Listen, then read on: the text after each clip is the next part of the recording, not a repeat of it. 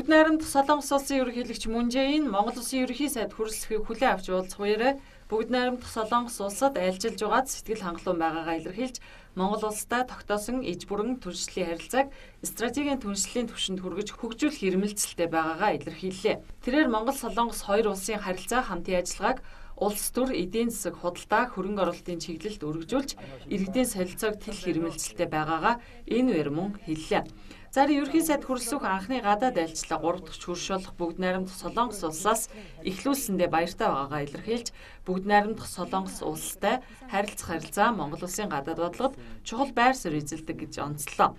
За түүнчлэн энэ удаагийн хайлтчлал харилцаа хамтын ажиллагааг эдийн засгийн агуулгаар баяжуул иргэдийн солилцоог бэхжүүлэхэд чухал түлхэж үзүүлнэ гэдэгт найдаж байгаагаа ч хэлсэн юм а.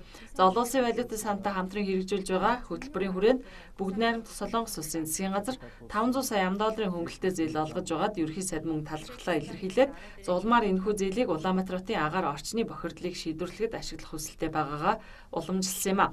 Уулзалтын үеэр талууд хоёр улсын иргэд алстаа харилцан визгүй зорчдог болох чиглэлээр харилцан хүчин чармаалт гаргах за Азийн супер сүлжээ зэрэг бүс нутгийг хамарсан томоохон төслүүдэд хамтран ажиллах талаар ярилцлаа.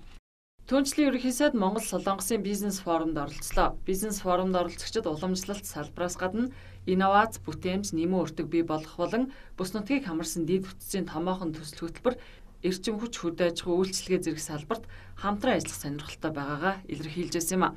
За 2017 оны байдлаар Монгол Солонгос хоёр улсын худалдааны хэмжээ 209 сая ам.доллар хүрснээс экспорт 12 сая, импорт 198 сая ам.доллар болжээ. Худалдааны нийт хэрэгэлт 1.4% өссөн байна. За 90 оноос хойш өнөө хүртэл хугацаанд бүгд найрамдах Солонгос улсаас манай улсад 512 сая ам.долларын хөрөнгө оруулалт хийсэн. За тус улсын хөрөнгө оруулалтаа 2400 орчим аж ахуй нэгж бөөний болон жижиглэнгийн худалдаа нийтийн хоол уулуурхаа үл хөдлөх хөрөнгийн салбарт үйл ажиллагаа явуулж байна.